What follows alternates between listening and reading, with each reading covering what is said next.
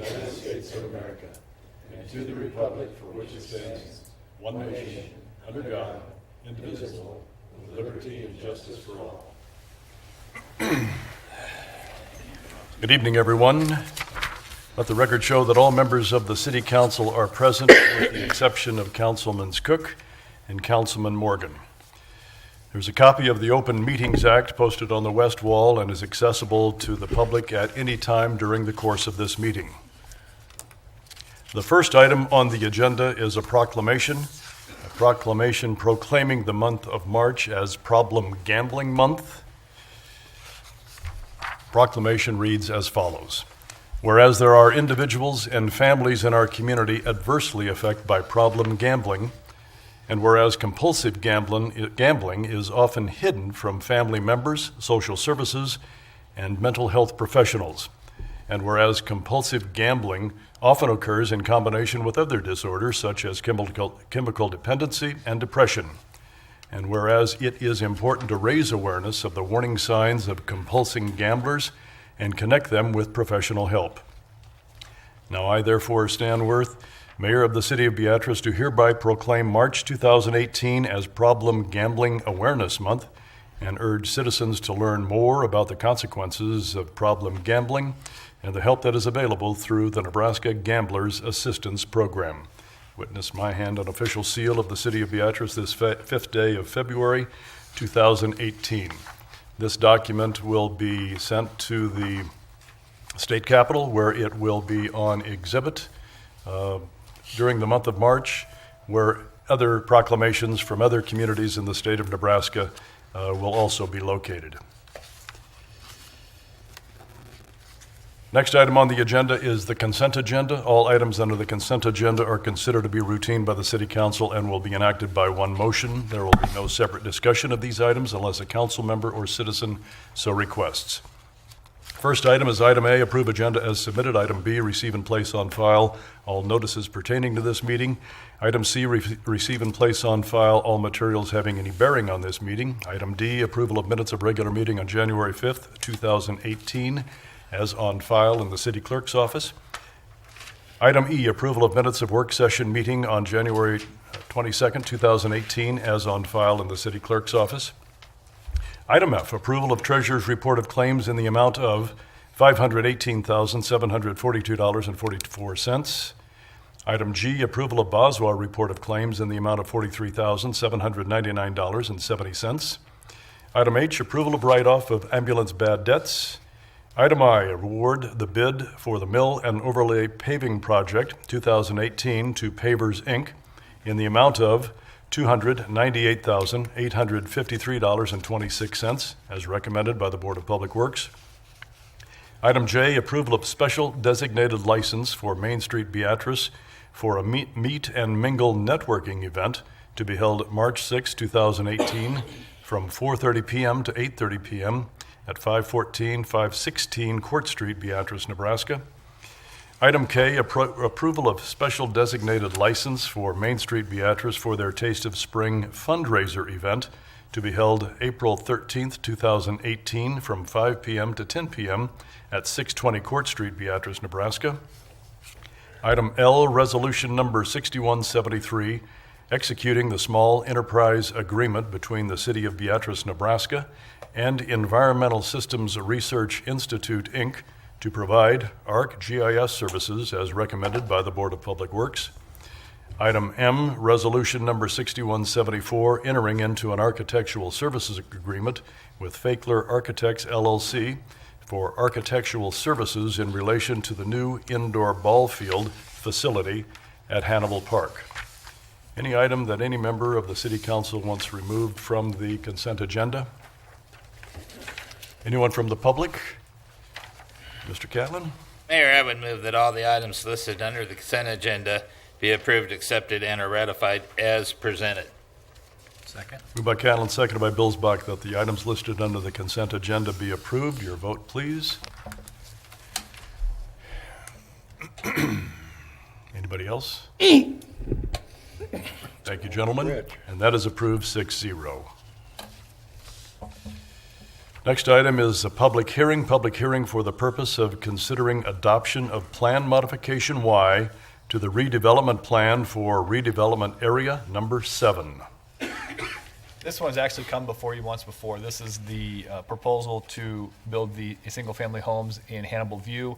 The reason it's coming back to you is when we look through our file, we noticed we had not given proper notice to the school and the county and everybody else as required by state statute. And so we thought it was best just to bring it back to this body, have another public hearing, give them notice, have them an opportunity here. So if they wanted to have any questions, but again, this is building approximately 31 single-family homes in the Hannibal View area for using TIF financing for that development. Any questions from the council? So the TIF financing, everything's already there, so what is, help me there. The largest portion that you're going to use the TIF financing for is site acquisition. Okay. And if there's any money left over, maybe some sidewalks and possibly 26th Street.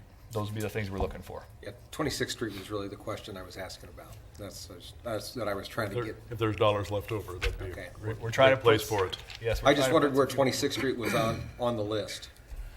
It is on the list. We're trying to find, there's a few other grant opportunities. We're looking to see if we can't bring those dollars in as well. If that's the case, we would look to see if we can't stretch our TIF financing dollars. Yeah, it's kind of I was kind of asking a question to the answer to. I just want to throw it out there so everybody was on the same page. So, Any other questions from the council, from the public? All right, entertain a motion to close the public hearing. Mayor, I would move that the public hearing be closed at 7:06 PM. Moved by Catlin, seconded by Party, that the public hearing be closed at 7:06 PM. Your vote, please. And that is approved 6-0. Next item is a public hearing on the acquisition of real property from Beatrice Scrap Processing located near the northwest corner of 3rd and Market Street, Beatrice, Nebraska. If you, Lars? in your packet, there's a map in there. I don't know if, there, Abby's got it pulled up here on the screen for you.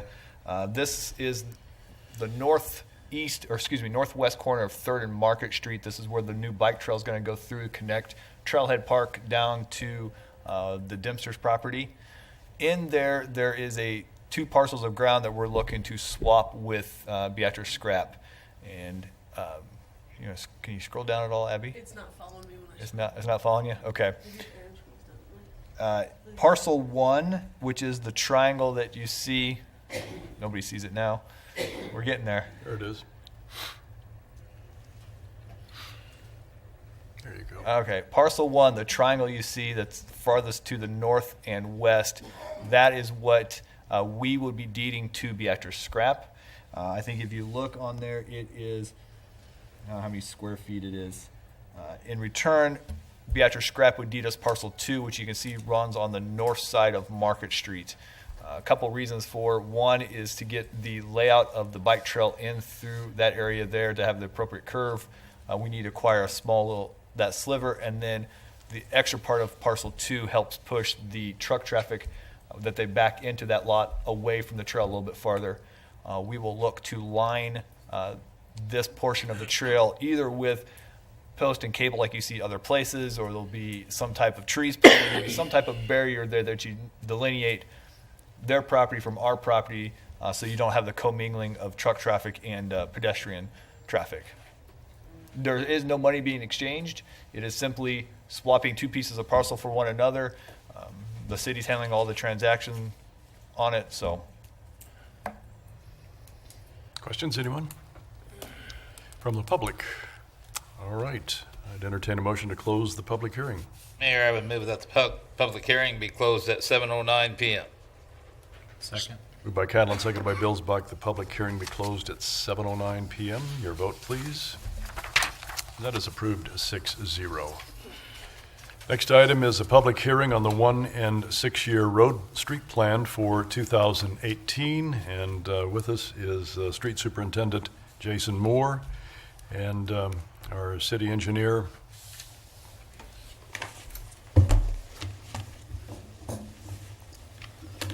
James Burrows. All right, well, as most years, Jason and I kind of tag team the 1 and 6 year together on the future roadway projects that that we think needs work on in the next 6-year plan.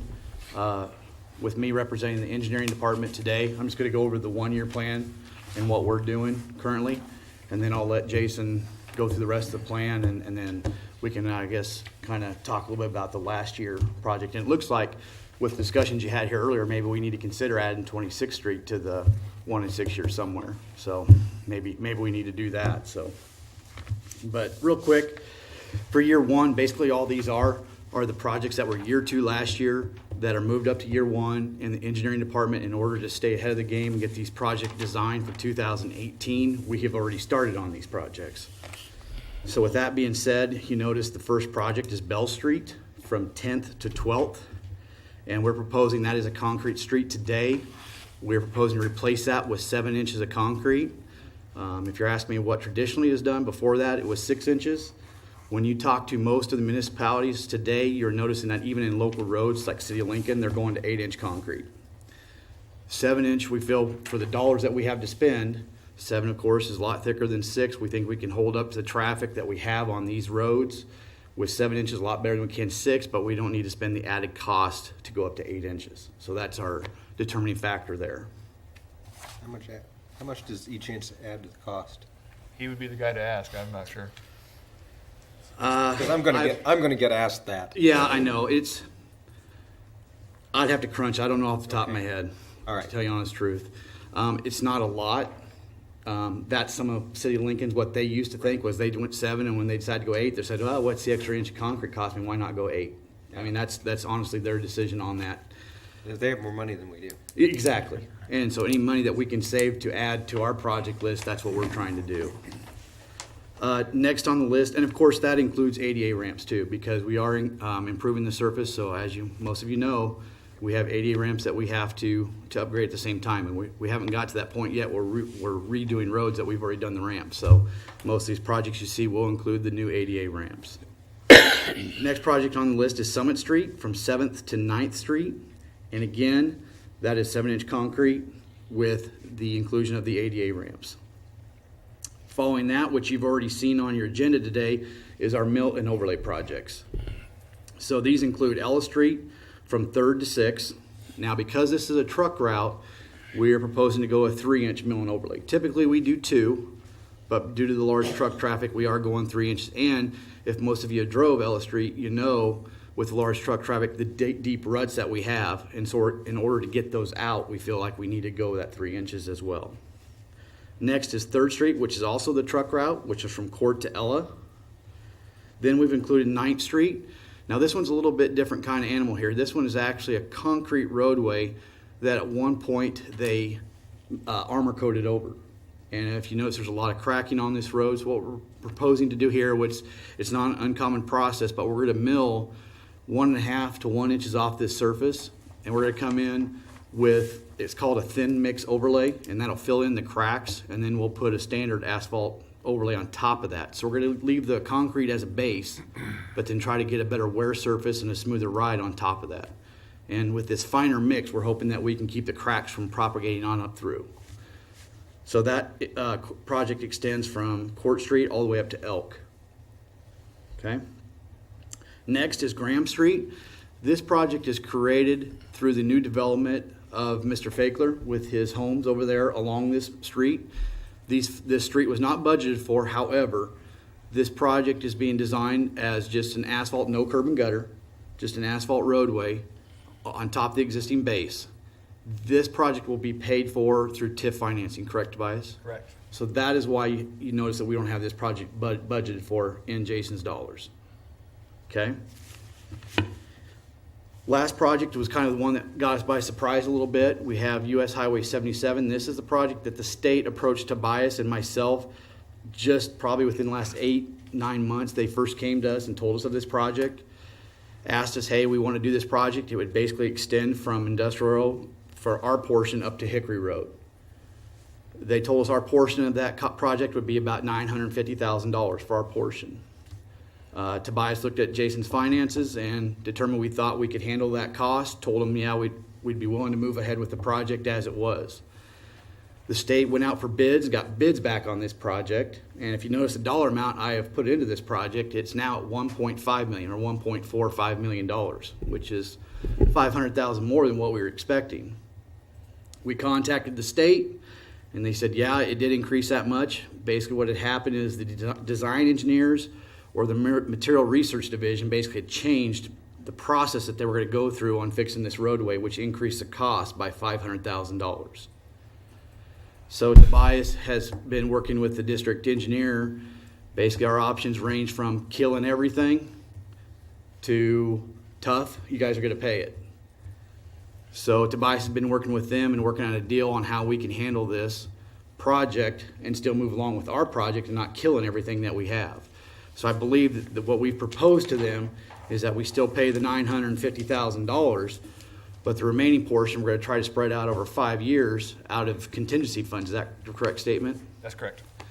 $100,000 each year, which allows us to still have this project move forward, but not cancel or delete all the projects we had planned for the next 1 and 6 years. So with that being said, we go down through what Jason has budgeted, what we had left. We're looking at, with all the funds that we have, approximately $43,000 that we're short on the project, but we're hoping with most of the time I'm pretty conservative on my estimates that I give you. So we generally come under budget, and that's what we're planning on here. We'll stay within the budgets that we have, and we will, if something comes in over budgeted, let's say on Bell or Summit Street, we'll adjust to make sure that we hit the budgets that we've projected. If, is this industrial road, is that coming out of your, the last one? Highway 77 project. Yeah, is that gonna deplete your, you'll still have some, 935,000 965 that we began with came out of my cash reserve. So it was money that we had set aside of. So is that gonna deplete you down too far? No. No. You still got some left in case of an emergency? Yeah. Hopefully by the end of this year, it's gonna get us down to where we want to be, probably closer to about 500,000. Okay, as long as it don't strap you. Should. On that section, are they putting all new concrete all the way out, both? No, lanes? What are they doing? the process for that project goes like this. They'll come in and do patch repair on the areas that they feel are bad. So you'll see them cut certain areas out, pull that concrete out, pour concrete back, okay? Then they're gonna come through and do a process of, well, they'll mill it just to get everything even. And then they're gonna come, this is where the added costs come in. Then they're gonna shoot an oil down that has fiberglass strands in it that are 4 inches long, basically. And that's so they can kind of span all those cracks, and then they'll come with an armor coat over the top of that. Then after that, they're gonna come back and do, I believe it's a 2 inch or 3 inch overlay with asphalt on top of that. So that's their process for making these road repairs, and why the cost, we feel, has increased from the 950 to the 1.45 million, is this new process that they're trying. So in the end, it will have blacktop over the whole. Yes, that's correct. Ted? Okay, I have a question about Graham Street. About what? Graham, Okay, so don't have a problem with asphalt. Not a huge fan of putting asphalt down without curb and gutter. So, was that part of the discussion? I mean, I'm assuming that you're just going with what the developer wants, but my question is it cost prohibitive? Are we at the same dollar amount if we were to put in curb and gutter and leave the center gravel, and then come back to that at a later, in another year, or you understand my problems? yeah. We looked A at, couple of them, I mean, Right. as we re-asphalt, the roads get smaller. We looked at you look at what we did on Scott Street. We did the same thing, ended up coming back in years later, putting a curb and gutter, higher dollar amount for the curb and gutter then, and it was Right. because of the roll-up.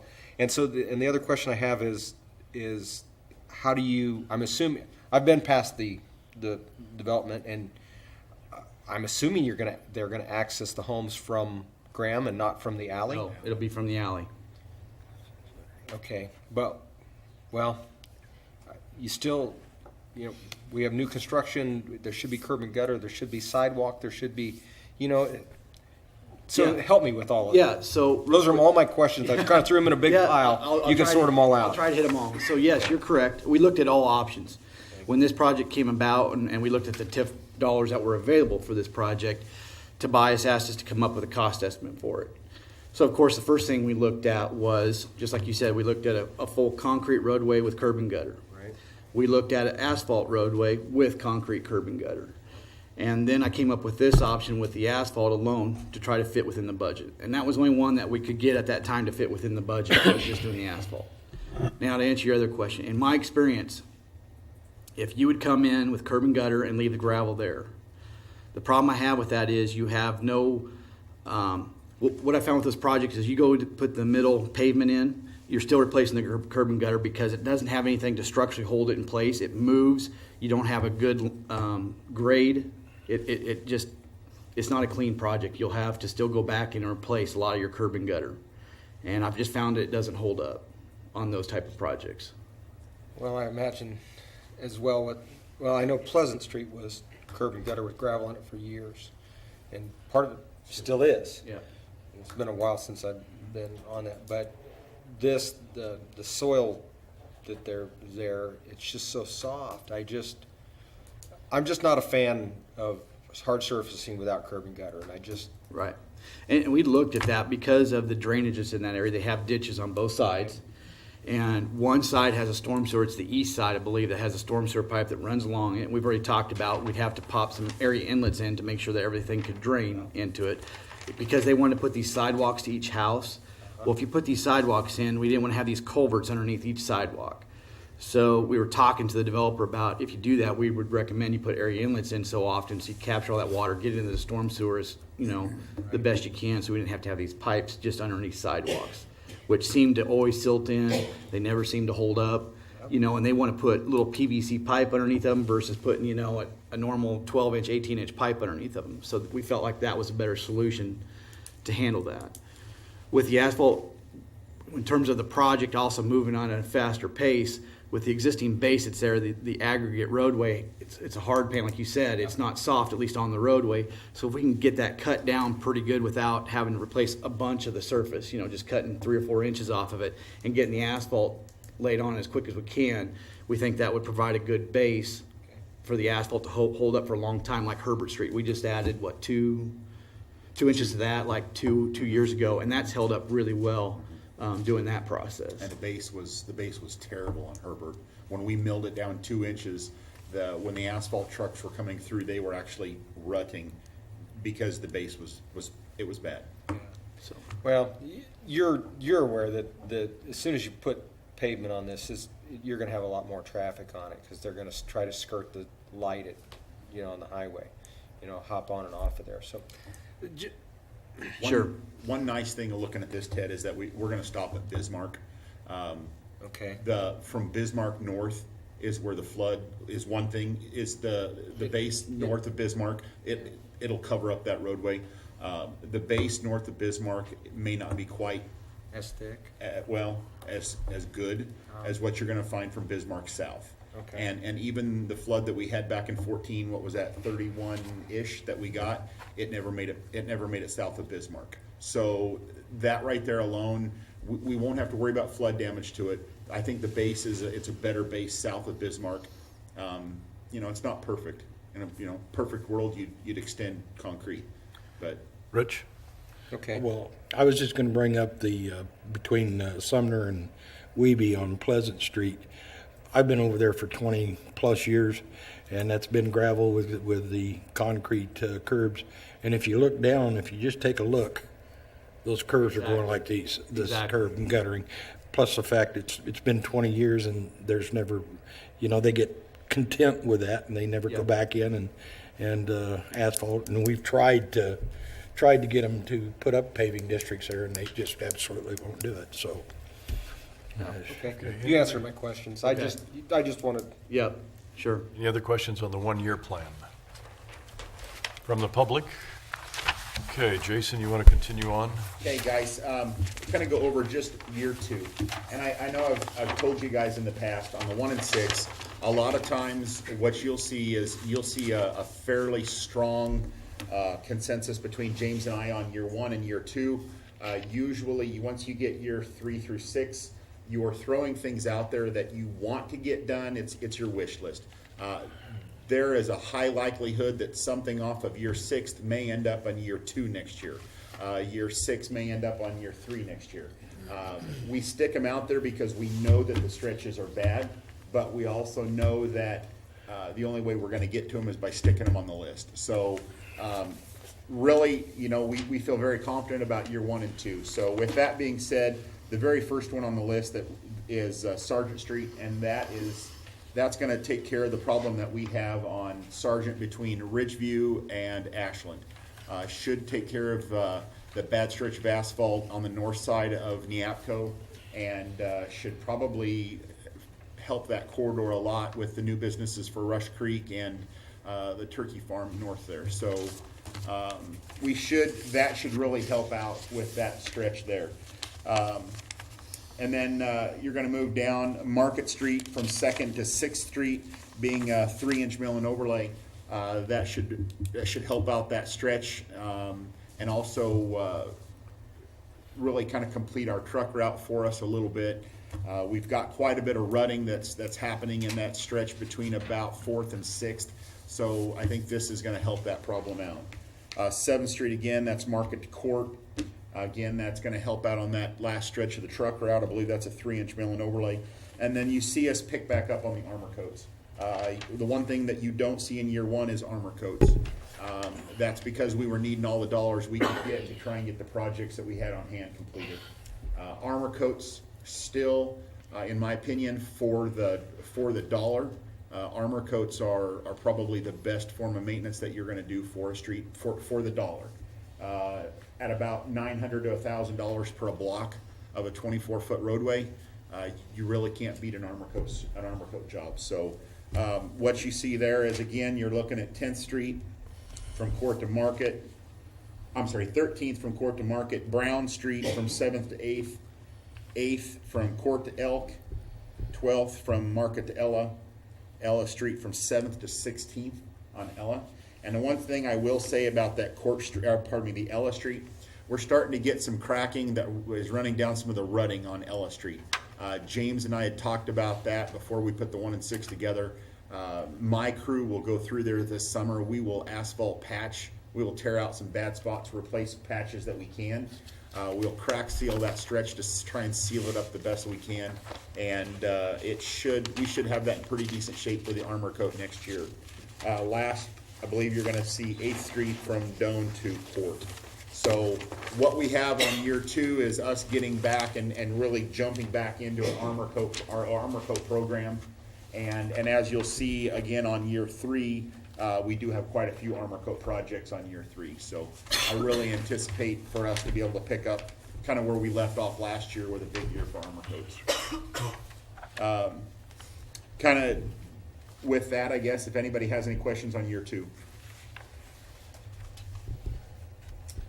I think jumping back to year 6, I think that's really the one that everybody wants to talk about. James and I think we probably both talked a little bit about this. James has put a lot of numbers for us to take a look at. James and I finally we've looked at 19th Street from Lincoln to Court. We looked at it a couple of different ways to try and find out whether or not we could do this with a miscellaneous concrete project. And everything we kept coming back to was it's too much money, the stretch is too long. We thought, okay, do we do something like what we did on Dorsey where we take two blocks? Unfortunately, James and I both feel that when you do something like that, you get a little bit of a hodgepodge. You kind of get a little uneven patches no matter what you're doing. It's just never quite as smooth as we think it should be. But by looking at the 19th Street project, we didn't want to go through and do a large-scale concrete reconstruction project with the drainage issues that we have from 19th and Court to about 19th and Elk. I think we've all probably seen the flooded intersections through there, and I think we set back and we told ourselves, okay, if we're going to do this, maybe we need to put this out at year 6 so that we can start saving for it, knowing that if we're gonna do this, we need to start with storm sewers. And we need to start looking at this as a large, probably one of the larger projects that the city of Beatrice has handled themselves with the storm sewer projects. And hopefully, James and I of Tobias have also talked about having our wish list about projects that we know are big, but we want to put them on the board so that we can start thinking down the road what we can do to get to these projects where maybe we work on storm sewers. This is the first one. It is, and it will be a large project, but it is something that we feel that the storm sewer is something we have to fix. We can't just fix the concrete, so. You want to explain a little bit about the holding pond and where they Yes. could conceivably be And located? I'll turn that over to James a little bit, because he's done the dollar amounts and ran the numbers. Well, first of all, when Jason proposed this project, 19th Street, as he said, this one was a little bit different animal because of the large storm sewer that's along this corridor. And being the geek engineer, going back and looking at all the reports since 1965, reading those, 19th Street has been an issue, and I think Olson OES did a study back in 81, I believe, in this area. And so looking at that and trying to come up with the dollars to do this, like Jason said, we didn't want to put a brand new road in and not address the storm sewer. So with that being said, one of the things that this area drains to, believe it or not, 19th Street drains all the way into, if you can recall, the drainage channel that goes by the pool. There's that drain channel that we've concrete lined. That's where this drains into. So talking to Tobias, I felt like this project, the reason this is a good project, I feel like it can kill 3 birds with 1 stone, as I told Tobias. Meaning this, that 1, let's get the pipe size correction along 19th Street, which would eliminate the flooding issues we have on 19th. That's 1. 2 is we are MS4 community, which is we are a stormwater community that we're bound by a permit now with NDEQ, and we have to meet certain conditions on our stormwater. We are proposing to do a detention pond, which would be along this channel just east of the swimming pool. So by doing that, what this would help us with is if you recall, we have some storm drainage issues further to the west as the water goes down 9th Street. As the water goes down 9th Street, that's always been an issue in terms of too much flow for what the pipe can handle already. This would help wouldn't eliminate, but it would help to minimize that flooding that happens along that corridor now. You have a retention pond there now. That No. it's not designed, but I mean it backs up there, Jason. I mean There's just the channel. There's no, I'm talking detention cell that actually holds the water and releases at a slow rate that the pipe downstream can handle it, is what we'd be looking at. So that's the other one. There's those 3 components to this project that I really feel like that if we look out long range, and what's the beauty of this project is I think we can do it at a phased approach where we don't have to do everything, right at one project. We can do the detention cell, size it correctly, then increase the storm sewer pipe as we need to, and then do the street project. So that's our goal. so you're talking about 19th and Court and 19th and Ella. Actually, this whole project extends all the way up to Lincoln, but some of that pipe north of, like at Grant, I think it's okay north of Grant, but some of that pipe downstream from Grant would have to be adjusted, and with additional inlets to boot, so to handle that flow. And the state has no responsibility, even though we're at 19th and Court on the state highway. The nice thing about what this will do is what it's doing is we're trying to hold the water, slow down the water, if you will. We're gonna be catching water that's coming from 22nd and Elk, and 22nd and Ella, that's coming towards the west, draining in. What we're gonna do is we would increase the size of storm sewer all the way down, run it over towards the Bell Street, into that channel that runs in behind 16th and Bell, and then it's gonna cut under. We would have a detention pond on the south side of Scott, west of the cemetery. What it would do is just a collection pond is what it is. It catches all of it at the high velocity, lets the solids settle out, it lets the slower water then slowly head on downstream. What it does is it saves us with the runoff that we have, the high amounts of water that would go down around South 9th Street. How big would the pond potentially be? It's all depend on the storm year that we design it to, and then what the capacity of the downstream pipe, so that would just need to be determined at a later date. We don't really know yet, but, I think one thing to keep in mind is the detention pond is usually dry. yeah. You know, it's like what Yeah. you see out the hospital has Right. now, or the armory has one. So I don't want people to think we're putting a pond in. It's Right. generally dry, and Yeah, your low flow channel would still be through the detention cell, so any low flows would still be able to go on as it does today. When you have those high flows is when the detention cell would kick in and start storing water and releasing it at a slower rate. And unfortunately, there's a lot of the projects that we're gonna need to look at down the road. One that keeps jumping out that James and I, that we keep talking about is Ella Street, from Indian Creek all the way up to about Fifth and Court. We don't wanna do large-scale projects. I understand we're doing a 3-inch mill and overlay on this now. But we also know that before we can get 19th Street done, which the concrete surface of 19th between Lincoln and Court right now it's poor. It's rough. It needs to be replaced. And it's too big for us to do in miscellaneous concrete, because I believe if you just do the concrete reconstruction, you're still over $1 million. So that's more than I set aside in my concrete reconstruction budget of $150,000. I can't afford that. That's more concrete work than my crew can do. So that would be something that we have to budget for over a couple of years to be able to get to where we can afford it. But what we're looking at is we have to start looking at some of these projects and realize that they are large, but we have to start tying storm sewers into them. With the Ella Street project, once we do a 3-inch mill and overlay, you know, that may put it off 7, 8 years, 10 years before we have to look at that one. But it's something where we have to prioritize these projects, and we thought that 19th Street was the place to start. Rich? On the sheet, you don't have any kind of price for that detention cell, correct? No, I didn't You put that haven't on got there an yet. idea? And for the 1 and 6 year, it doesn't need to be on there, but I was just putting it as a placeholder that we need to be thinking about it and let you know that it was considered, so. And that would be something that we can budget for, and we could put that in anytime over the next, say, 4 to 6 years, because the 1 and 6 is just for surface maintenance. The state, they don't care about anything that's not surface maintenance. Now, can our guys do that detention cell, or we will have to have? Probably. I mean, it depends on, I guess, the workload that Jason has on the other projects. It's probably something that we have designed that his guys could do. I'd say, yeah.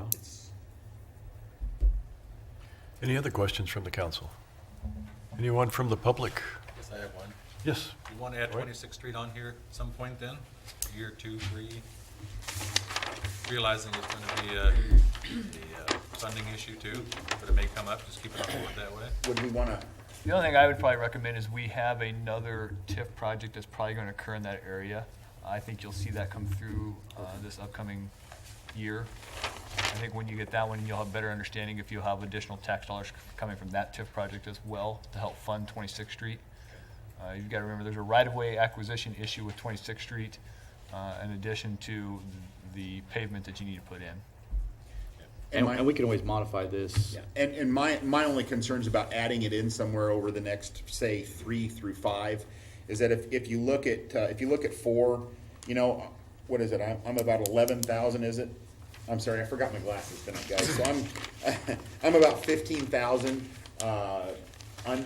over budget. But again, with James, he kind of normally figures just a little high on his project. So 15,000, I'm not concerned about. We can make that up. Year 4, we're about. Again, you're gonna have to help me. James makes these numbers so small.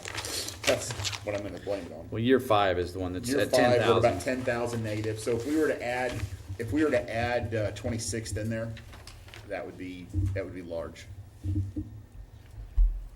Okay, any other questions from the council? From the public? Gentlemen, do you have anything else to add? All right, thank you very much. Mr. Gatlin? Mayor, I would move that the public hearing be closed at 7:39 PM. Second. Moved by Catlin, seconded by Claybaugh, that the public hearing be closed at 7:39 PM, and your vote, please. And that is approved 6-0.